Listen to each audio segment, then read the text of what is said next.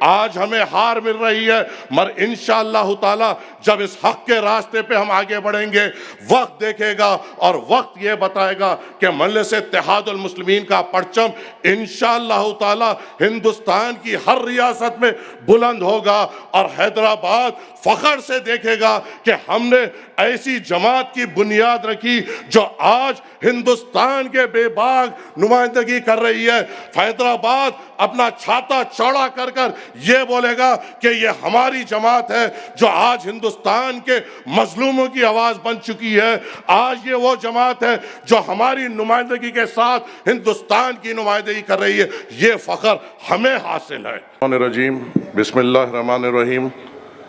شہنشین پہ تشریف فرما عالی جناب عزت و مآب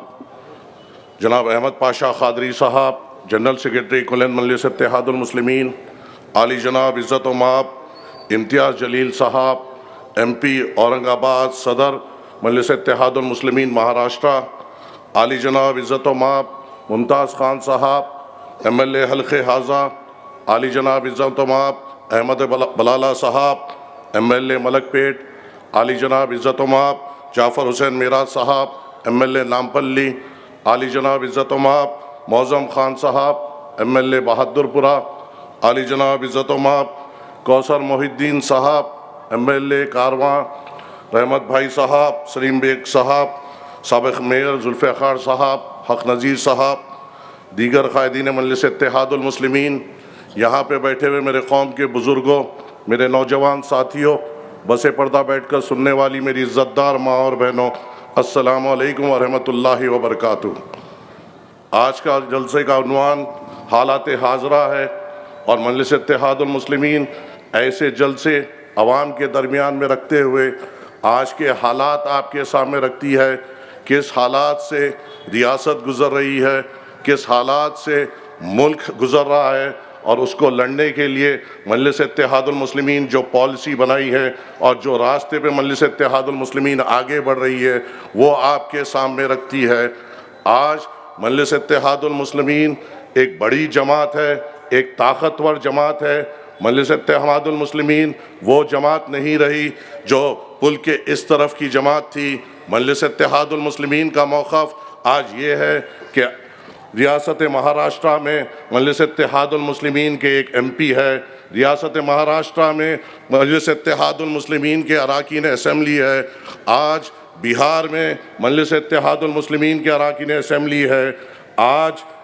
تمل ناڈو میں مجلس اتحاد المسلمین کے اراکین بلدیہ ہے، مدھیہ پردیش میں اراکین بلدیہ ہے، گجرات میں آج مجلس اتحاد المسلمین کے اراکین بلدیہ ہے۔ آج مجلس اتحاد المسلمین ہر ریاست میں ایک تنظیم ٹھہرا چکی ہے، اور بڑی طاقت سے مجلس اتحاد المسلمین کا کام ہندوستان کے کئی ریاستوں میں آگے بڑھ رہا ہے۔ اور جب مجلس ایک طاقت سے، ایک مضبوطی سے جب ہر ریاست میں جا کر کام کر رہی ہے تو مجلس اتحاد المسلمین پہ نئے نئے قسم کے الزامات، نئے نئے قسم کی تہمت اور نئے نئے ناموں سے پکارا جاتا ہے، اور مجلس اتحاد المسلمین کی قیادت پہ انگلیاں اٹھائی جاتی ہے۔ میں نے ہندوستان کا سفر کیا ہے، میں نے یہ بھی دیکھا ہے کہ کہیں پہ مظفر نگر چل رہا تھا، اور اس ریاست اتر پردیش میں 60 اس وقت مسلم ایم ایل اے تھے، میں نے ان کو گونگے بن کر بیٹھے ہوئے دیکھا۔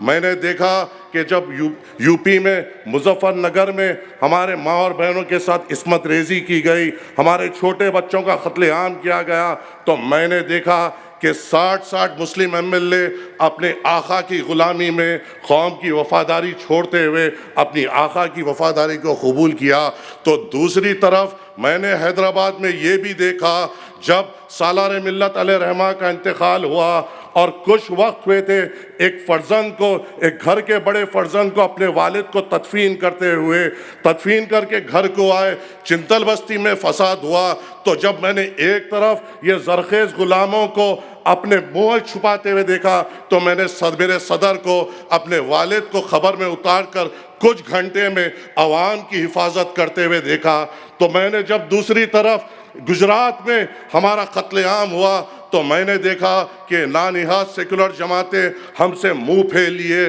میں نے دیکھا یہ نانہاد سیکولر جماعتیں ہماری آواز نہ بن سکے، تو دوسری طرف میں نے میرے صدر کو واٹولی میں جا کر مسلمان کو جو زندہ جلایا گیا تھا ان کے لاشوں کو اٹھاتے ہوئے دیکھا، تو دوسری طرف میں نے ان سیکولر جماعتوں کو ہمارے عوامی مسائل سے ہمارے حقوقوں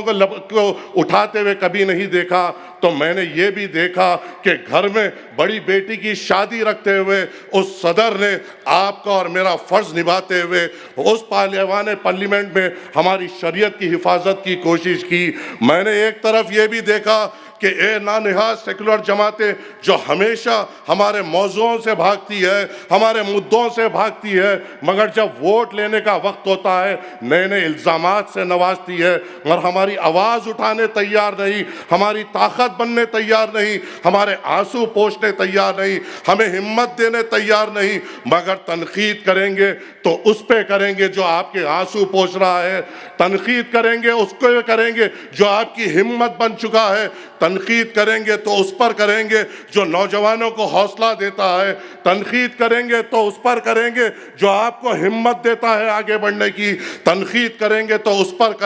کریں گے جو آج آپ کی اور میری بے باک آواز ہے۔ تو یہ تنقید کرنے والے کون ہیں، ان کا کردار کیا ہے، اور ان کا عملی جامے میں کیا رول ادا کیا گیا ہے۔ میں نے دیکھا کہ یہ صرف پھگٹ کے فیس بک پہ دکھتے ہیں، یا انہوں نے کبھی ہمارے لیے آواز نہیں اٹھائی، میں نے دیکھا کبھی انہوں نے ہمارے لیے کوئی مدعے نہیں اٹھائے، مگر میں نے صرف یہ دیکھا کہ انہوں نے صرف مجلس اتحاد المسلمین اور اس کی قیادت پہ تنقید کی۔ تو آپ بہتر سمجھدار ہیں، آپ بہتر فیصلہ کرنے والے ہیں۔ مجلس اتحاد المسلمین وہ جماعت ہے جو ہر موضوع پہ، ہر مدعے پہ آپ کی بے باک آواز ہے، ہر مسائل پہ آپ کی بے باک آواز ہے، چاہے وہ اراکین بلدیہ ہو جو اسٹریٹ لائٹ، روڈ، سیوریج کا کام دیکھتے ہیں، چاہے وہ ایم ایل اے حضرات یا ایم ایل سی حضرات ہو جو آپ کی بے باک آواز بنتے ہیں، تو چاہے وہ صدر مجلس ہو جو وقت کے فرعونوں کے آنکھوں میں آنکھیں ڈال کر آپ کی بے باک آواز بنتے ہیں، اور یہ مجلس اتحاد المسلمین ہے۔ آج مجلس اتحاد المسلمین ایک طاقتور جماعت بنتے ہوئے ہندوستان کے کونے کونے میں پھیل رہی ہے، اور مجلس اتحاد المسلمین کو قبولیت مل رہی ہے۔ ہاں بے شک یہ بات صحیح ہے کہ کئی جگہ پہ ہم کو جیت کا سامنا کرنا پڑ رہا ہے، تو کئی جگہ پہ ہار کا بھی ہمیں سامنا کرنا پڑ رہا ہے، مگر یہ ہار کیسی ہار ہے؟ وہ ہار ہے جہاں پہ ہم دیکھ رہے ہیں کہ ہمارے امیدواروں کو کئی جگہ پہ 30,000 ووٹ، 40,000 ووٹ، 20,000 ووٹ، 15,000 ووٹ مل رہے ہیں۔ یہ معمولی بات نہیں ہے۔ مجلس اتحاد المسلمین کے لیے آنے والے وقت میں یہی ایک اکثریت میں ہوں گے، اور انشاءاللہ تعالی مجلس اتحاد المسلمین ایک طاقتور جماعت بن کر ابھرے گی، اور آپ کے اور بے باکی سے آپ کی بات رکھے گی اور آپ کے مسائل کو رکھے گی۔ آپ کے سامنے امتیاز جلیل صاحب بھی ہے، آپ کے سامنے کس دیکھتے ہیں کہ کس بے باکی سے وہ صدر مجلس کے ساتھ ٹھہرتے ہوئے